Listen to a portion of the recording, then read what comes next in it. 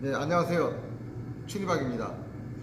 그동안 제가 여러 가지 방법으로 여러분들에게 동양화에 대해서 말씀을 드리고 있는데요. 붓을 사용하는 방법, 또 종이를 붙이는 방법, 이런 것들에 대해서 수박 겉핥기 식으로 간단하게 말씀을 드리고 있습니다. 그런데 이제 정작 생각을 해보니까 동양화를 전공했던 분이나 혹은 동양화를 전공하지 않았는데 동양화를 해보고 싶은 분이나 또 수채화라든가 유화를 하는데 동양화의 장점에 대해서 한번 배웠으면 좋겠다 라고 생각하시는 분들을 위해서 제가 좀 디테일한 부분들을 말씀을 드리고자 합니다. 동양화에 관한 관심 가진다면 먼저 내가 동양화를 왜 하는지, 또 동양화를 한다면 어떠한 부분에 내가 필요하게 이용할 수 있는지 라는 문제들을 좀 고민을 해봐야 될 것 같습니다. 그리고 내가 정말 화가가 되고 싶은 건지, 아니면 동양화라는 장르를 취미로 잘 즐기면서 가고 싶은지 라는 문제들도 고민을 하셔가지고 그림을 그리셔야 본인한테 큰 스트레스를 받지 않고 그림을 그릴 수 있겠죠. 정말 2020년이라는 이 시대에 내가 어떻게 동양화를 입문하고 어떻게 배워가야 되는가 라는 문제를 한번 이야기를 해드리고 싶은 마음이 들었습니다. 먼저 정말로 그림을 그리고 싶다고 하면 그림에 대해서 공부를 해야죠. 그러니까 먼저 미술사 공부를 좀 해봐야 돼요.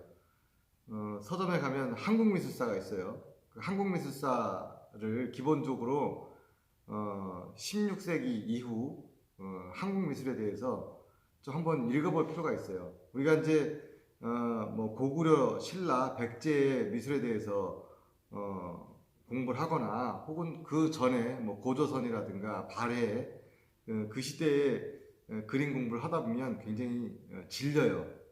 너무 전문적이라 복잡하고. 그런데 16세기, 17세기, 특히 이제 18세기 한국 미술사를 보면은 굉장히 재밌어요. 독특하고.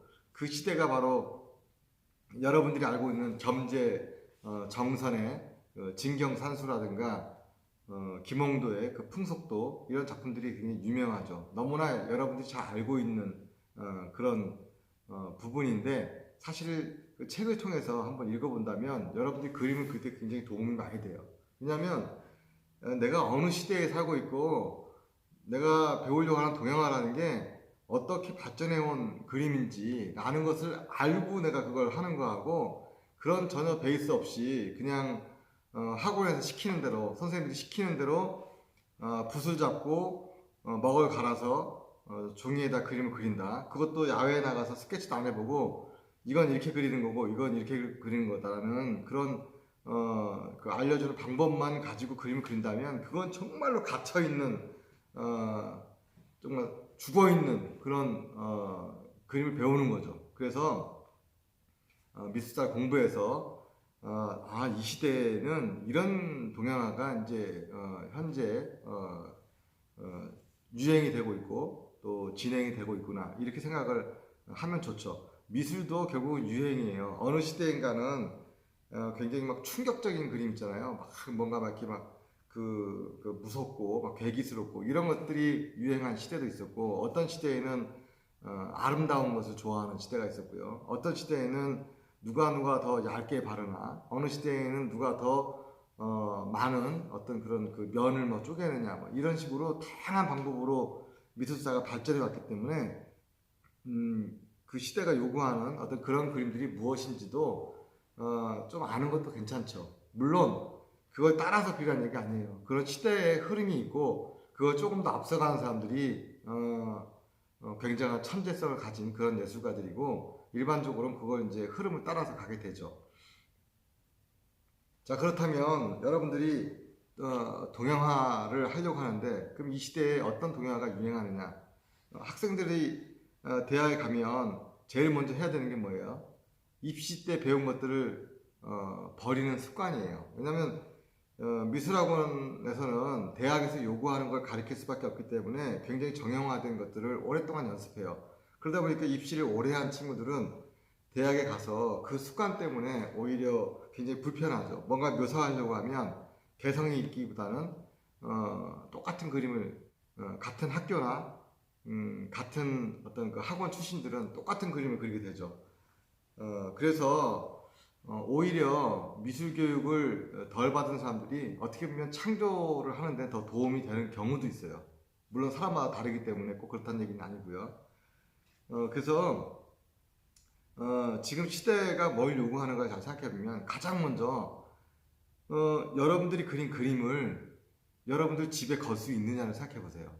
내가 그린 그림을 우리 거실에 걸어놓고 우리 부엌에 걸어놓고 자식들 방 혹은 부모님 방에 걸었을 때 충분히 그것이 아름답고 또 건물하고도 건물 인테리어하고도 어울리기도 하고 또 이 시대에 우리 미감에도 맞는지를 생각해 봐야 돼요.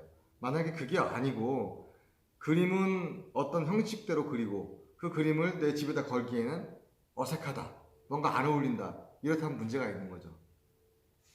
저는 대학을 들어왔을 때 1988년도에 대학을 들어와서 제일 처음에 생각한 게 뭐냐면요, 아파트로 바뀐 그 건물들, 집에서 이제 그냥 일반 개인 집에서 아파트 바뀌었잖아요, 현대적으로. 그리고 많은 빌딩들이 생겨났어요. 그래서 아파트에 걸리고 그 빌딩에 걸릴 수 있는 그런 동양화를 그리자라는 생각으로 그림을 그렸습니다. 그래서 어떤 법이라든가 이런 것들을 배우되 거기에 갇히지 않고 내 스스로 개발하는데 굉장히 노력을 많이 한 거죠. 그래서 여러분들이 동양화를 입문하려고 한다면 이 시대에 필요한 미감이 뭔가 그런 것들을 먼저 보셔야 돼요. 붓과 먹을 이용하고 화선지나 한지를 이용해서 내가 독특한 어떤 재료로 그림을 그리되 이 시대하고 어울리는 어떤 그림을 그릴 것이냐 라는 첫걸음을 잘 떼야만 여러분들이 원하는 그림을 그릴 수 있는 거죠. 만약에 그런 것이 없이 그냥 그림을 그린다면 동양학과를 나온 많은 학생들이, 많은 작가들이 겪었던 고루하고 지루하고 진부하고 지금 건물에 어울리지 않고 우리 옷에 어울리지 않는 그런 그림을 그리게 되고 계속 그런 취급을 받아야 되는 거죠. 그러니까 여러분들이 만약에 동양을 하고 싶다라고 한다면 정말로 내 건물 또 우리가 가는 빌딩에 걸릴 수 있는 그런 그림을 그리려고 여러분들이 노력을 하셔야 된다는 얘기죠. 지금까지 말씀드린 것처럼 동양화를 하는 데 있어서 내가 어떤 마음으로 어떤 곳에 필요로 하는 그림을 그릴 것인가 라는 문제를 고민해야 한다고 말씀을 드렸습니다. 다음 시간에는 여러분들이 그렇다면 어떻게 내가 그러면 동양화를 알아야 되고 또 어떻게 그러면 그림을 그려 나가야 되는지 라는 문제에 대해서 진지하게 또 말씀을 드리도록 하겠습니다. 감사합니다.